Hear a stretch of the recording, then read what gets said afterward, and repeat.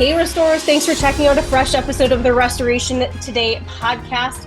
Today, I am excited to be joined by Eduard Mirzoian, who is with Restorerz, and they are in LA. I have multiple questions about what it must be like to run a restoration company in LA. I can only imagine how long it takes you to go to a job that's just 5 miles away. I cannot even fathom the drive time. But Yeah. anyway, Restorerz is on this crazy growth trajectory, and I love talking to Restorers and hearing their stories, and especially about companies growing this fast, what you're doing, what differentiates companies, all of that. So Eduard, thank you so much for being here. I'm going to toss it right over to you to introduce yourself and share a little bit about your background in the industry outside, whatever that may be. Perfect, Michelle. Well, first of all, thank you for having me on and allowing me to come on here and talk about, our crazy journey. My name is Eduard Mirzoian. I'm 29 years old, father, husband, CEO of Restorerz in Southern California. And I guess the first question that, everybody wants to know when you first meet someone is like, how'd you get to where you are, and where did Yeah. you start? So I started off just like everybody else. I would say most people in the industry, out in the field, doing the tech work, doing the dirty work, and then slowly had to start wearing different hats. And at that time when I first started, we were kind of thrown into the industry with my father, and we had to learn everything from the ground up. So my dad and I, we both kind of started learning at the same time.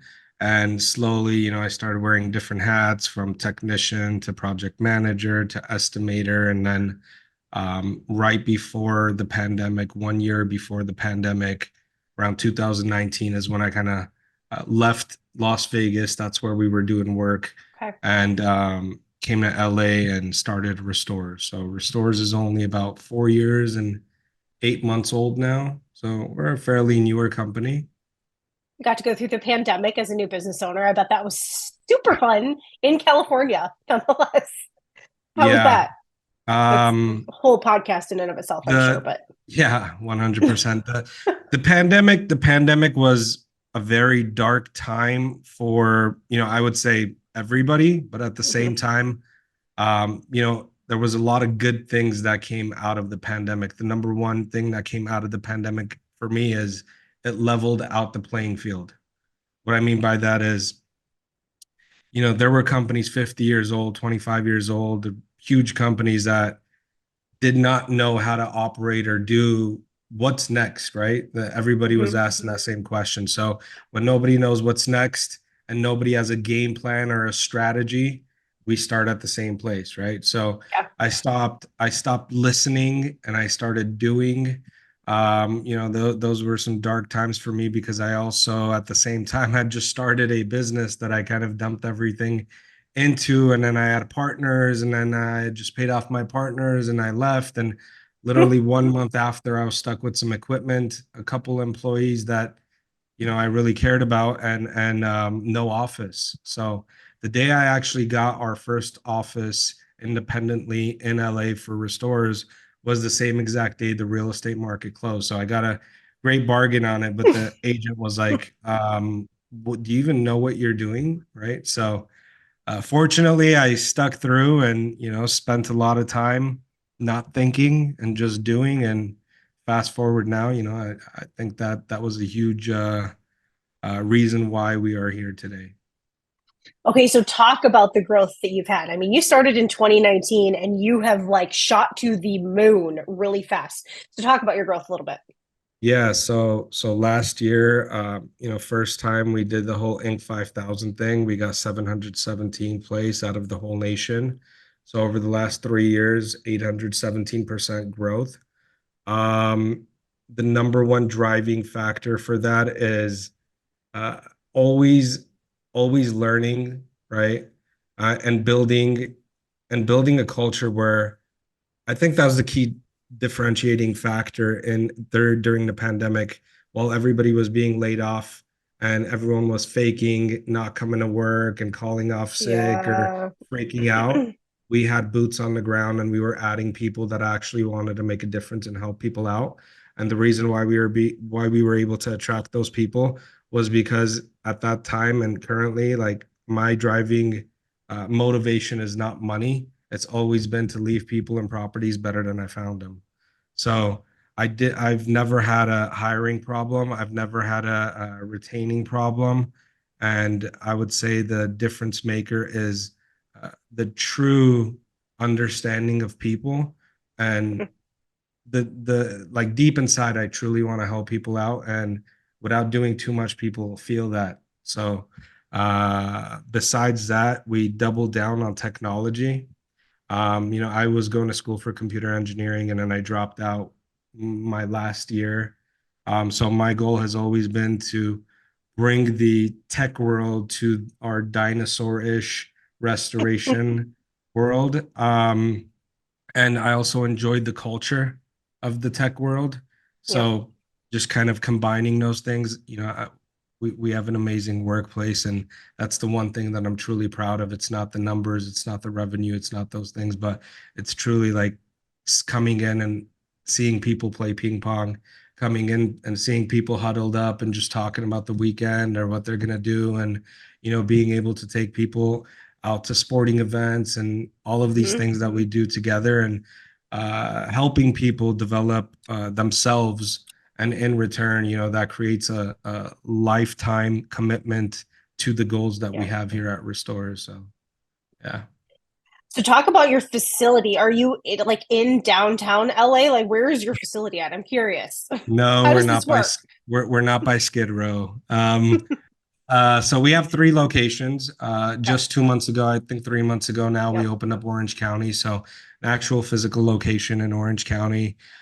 We have our second newest location, Gardena. So that's kind of closer to Long Beach. Actual Okay. physical location there too, where we do everything. And then our headquarters is in San Fernando Valley. So each one of them are about 1 hour apart. And Okay. the reason why we have that set up in that way is so that we could truly, it's in our name, emergency services. We want to get to you as soon as possible. Um, our office, one thing that I take pride in, we have the glass everywhere, and we have the best coffee machines, and we have Hmm. some games around, and we get competitive, and we have basketball courts, and it's clean, it's nice. You come in here and you're like, what do you guys do again? Right? Or you Yeah. get, and we're like, oh, we do construction, we do restoration. And they're like, oh, I would never have been able to know, right? Um, but yeah, that's kind of our office setting. Like I wake up and I go to sleep because I'm not part of the day to day. We have people for that, but my goal every single day when I wake up and go to sleep is to find better ways to, one, do things, and two, how to create a better culture. Because culture, especially going forward, is going to be the main differentiator. Like we Yeah. have a why and we attract people that are also attracted to that why. And it's just a beautiful thing when, I'm able to and the team's able to help internal and external clients. What are some of the like logistical challenges that you face that maybe others don't face from being in a major metro area? Yeah, competition, crazy competition. I mean, competition Yeah. is everywhere, but you have places like LA and Florida and New York, and there's competition from all avenues. What I mean by that, like there's competition in regards to price. There's always Yeah. someone leaving a company, getting in a truck and trying to go Yep. outbid the company that they just left.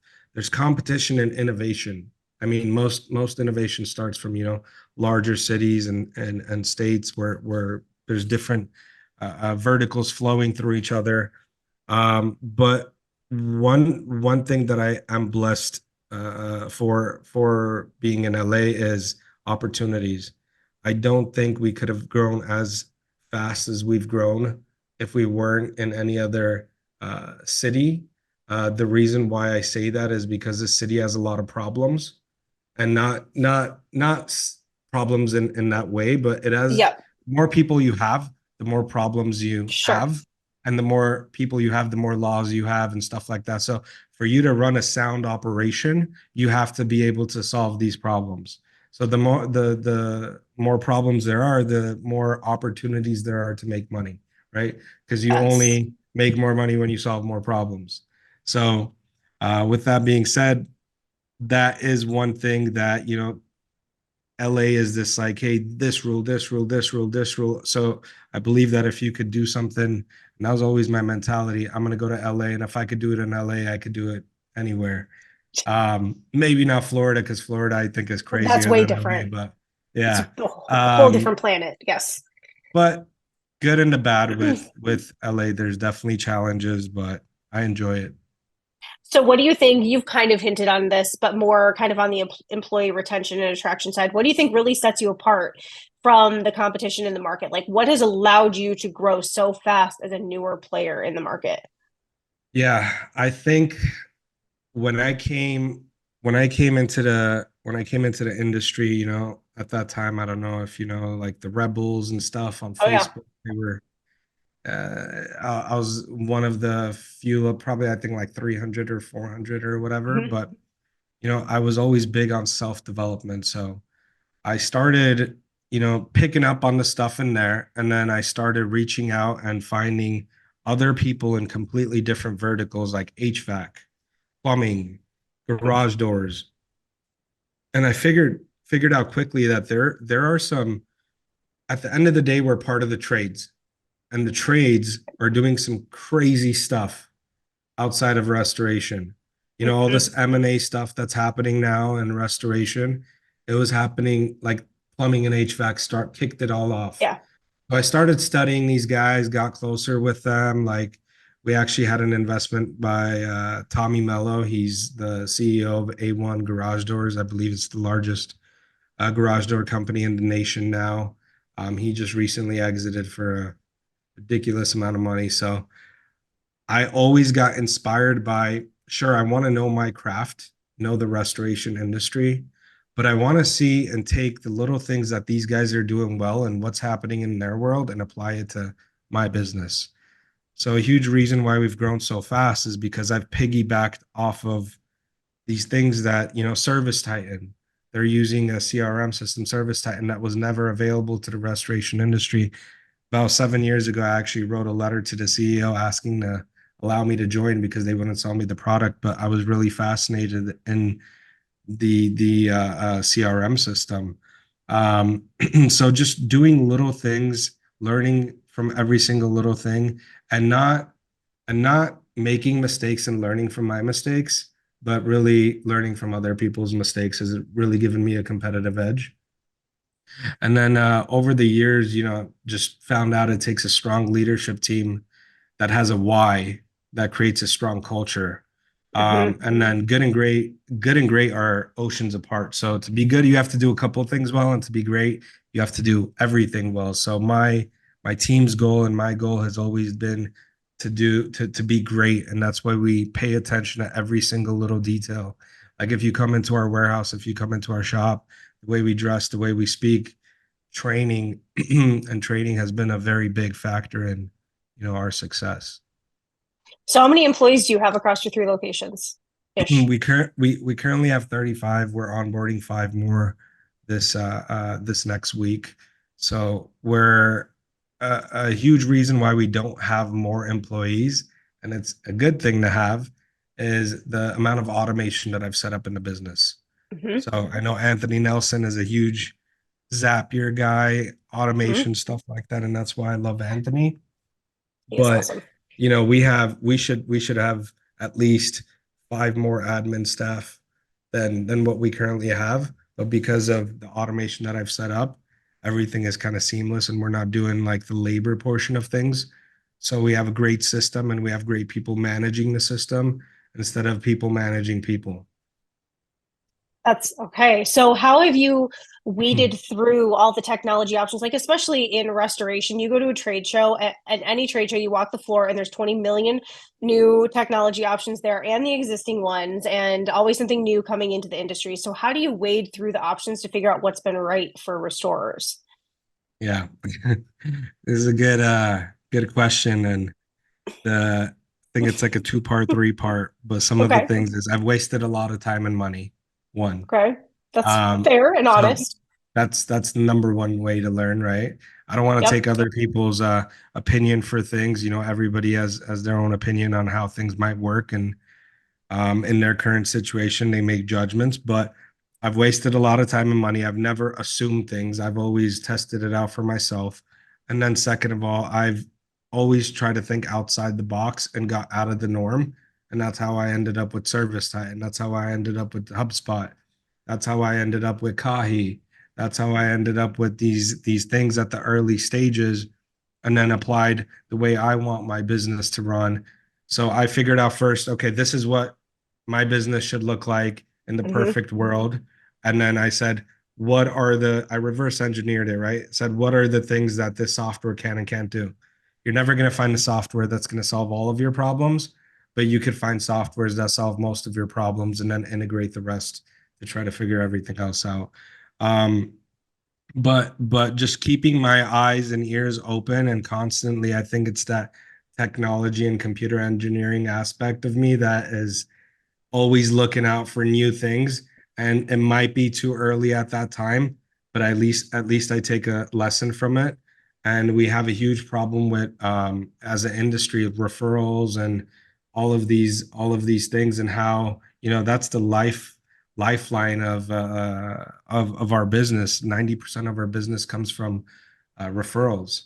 So that's a huge problem, and communication is a huge problem with your referral sources. So around July 1st, I will be having a software come out where it's going to solve that problem in the most simplest, natural way possible. And all the other things that happen, liabilities that happen with referring and getting Hmm. referrals. So I do have a solution for that that will be coming out. That was the only thing that I haven't found in external software, so I decided to develop it.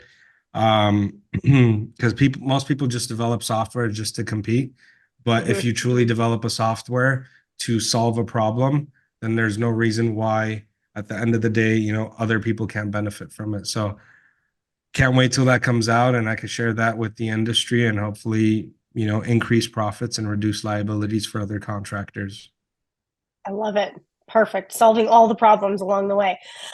So, what, as a CEO of a very fast growing company, what keeps you up at night? What keeps me up at night? I have this board in front of me right now. It's like there's mountains, boulders, rocks, and pebbles. Um, it's the size of the problems that I'm trying to solve. So mountains obviously being huge. It's a triangle, right? So I always look at this board throughout the day, and every 3 months it's a 90-day plan, and I plan for what I'm going to be doing. And every single problem on this board or the refining of a workflow or system that we have is constantly what's going on in my head. And just looking at it right now, 90% of it is things that have to do with people in my business, and it's making their lives better, and it's Hmm. creating opportunities. Because the way that I think about it is, at some point in every entrepreneur's or business owner's life and career, you get to a point where you don't need any more money. It's not going to make a difference. But if you don't have a why, and you haven't found out why you're doing this outside of money, you just start dwindling down. You start getting demotivated, you lose your momentum. So I've found my why, and it's to leave people and properties better than I found them. And me being able to provide a platform for my people to grow and do things that, one, they might have never thought of, or even me, I might have never imagined that we could possibly do, is such a great feeling that I, would never replace it for anything else. Being able to help people truly, I think as a restorer, that's what we're made for. Yep. But the first people that I truly wake up and go to sleep thinking about and wanting to help is my family here at Restorerz. So, and in my family here at Restorerz, I actually have a lot of family from, my brother, my mom, my dad, my wife that works with me. So it's it's it's truly an extension of our family, and I enjoy it every single day, and I'm trying to make it better every single day. So what does the future look like? That's what you just said. You're making it better every Yeah. day. So what are your goals from here? Share a few of them, not Yeah. all of them. Don't So give away your secret sauce, so but our goal is to get to organically get to $20 million of EBITDA. When we do get to $20 million of EBITDA, my goal is to make multiple millionaires in the company without them ever having to invest anything into our company besides their time wow. and energy. That's one of my goals. And in regards to, something more direct, our goal is by the end of the year to open up San Diego, Inland Empire, and Arizona, Phoenix, Arizona. Um, I think I think the ultimate goal is truly that, to make multiple millionaires in Restorers and change people's lives.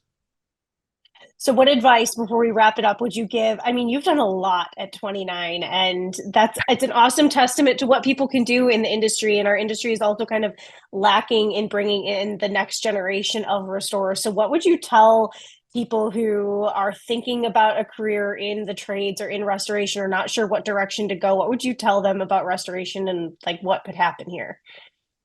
Yeah, I think first of all, if you're a business owner, I want to say one thing, and then if you are a just part of the industry, you have aspirations to, become a lead tech, project manager, estimator, whatever it may be. So the first thing for business owners, key takeaway is needing to overpay people is often a symptom of not having a strong culture.